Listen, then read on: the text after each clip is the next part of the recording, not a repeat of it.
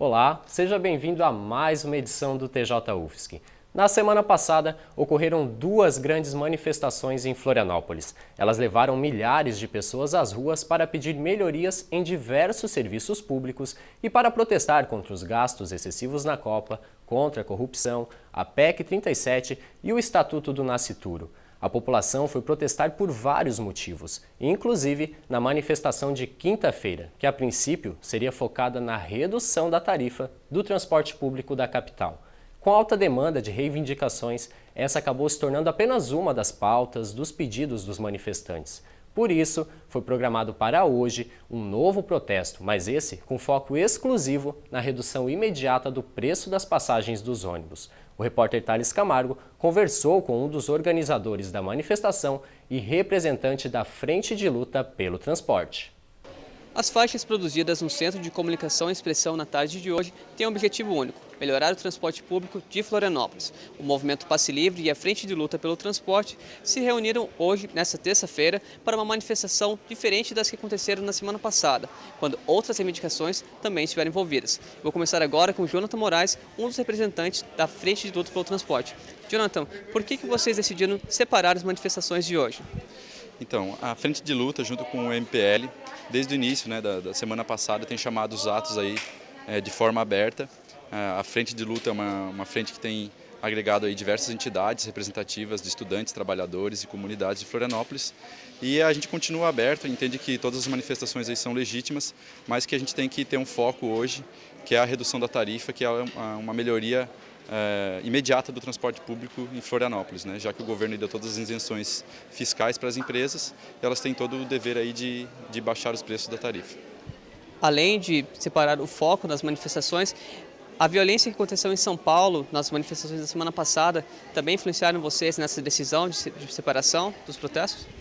Na última quinta-feira, diversas pessoas que estavam aí carregando as bandeiras do Passe Livre, entre outras, sofreram alguns atos hostis durante as manifestações, mas a gente acredita que não é por isso que estão ocorrendo atos diferentes, né? Justamente por hoje o Facebook ser uma ferramenta aberta a todo mundo e que tem mobilizado e trazido as pessoas para a rua, né? Então a gente acha que todas as pessoas podem convocar os atos, mas a gente vai continuar aí focando nos atos pela redução do transporte.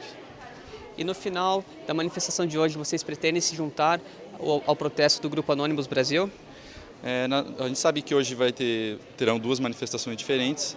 A nossa manifestação vai estar aberta a todo mundo que quiser lutar pelo transporte público de qualidade, pelo passe livre e que respeite a diversidade dentro da manifestação. Mas a ideia é que propositalmente não ocorra essa junção, né? Mas se as pessoas acreditarem que possam se agregar à luta pelo passe livre, a manifestação vai estar aberta. Certo, então muito obrigado pelas informações. Thales Camargo para o TJ UFSC.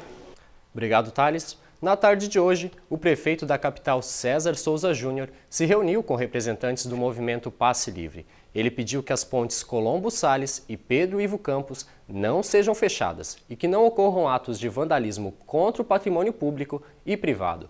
O prefeito entregou ainda uma cópia das planilhas usadas para compor a tarifa de ônibus.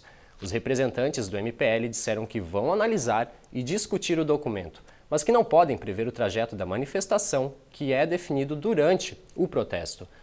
Uma nova reunião entre a Prefeitura e o movimento Passe Livre será marcada na semana que vem. Cerca de 50 crianças compareceram na tarde de hoje ao Teatro da UFSC para assistir à peça O Trenzinho Vila Lobos. O espetáculo fala da sensibilidade musical que existe em todos nós. A peça é uma das apresentações do 7º Festival Internacional de Teatro de Animação, o Fita Floripa. Olha uma vida ali, ó. Olha outra passando ali. Olha ali. Um dos maiores nomes da música brasileira virou personagem de teatro de bonecos. O nome desse garotinho aí é Turru, o apelido de infância do grande maestro e compositor Heitor Villa-Lobos, atuante na Semana de Arte Moderna. A peça mostra o relacionamento do músico com seu pai, um homem rígido e disciplinado que cobrava do filho horas e horas de estudos sobre a história da música, o que influenciaria definitivamente sobre o seu futuro. Para dar vida aos bonecos, os atores manipuladores cantam e interpretam como se fossem os personagens principais. Pessoal, eu estou aqui com os atores manipuladores da peça O Trenzinho Vila Lobos e eu vou dar uma palavrinha com eles. Surley, me explica um pouco como é ser um ator manipulador, precisa de uma especialização diferente?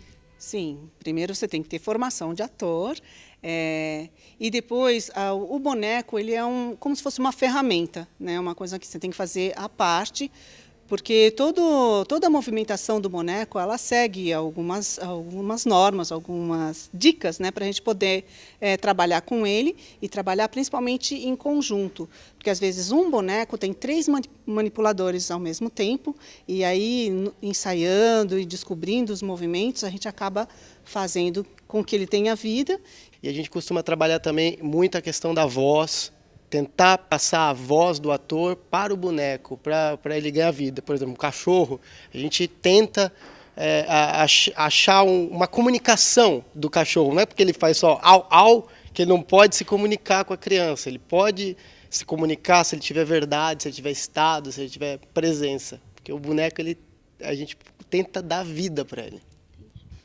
E o Turru faz o convite. Amanhã, às 10 horas e às 15 horas, a gente vai estar no espaço Teco. TAC.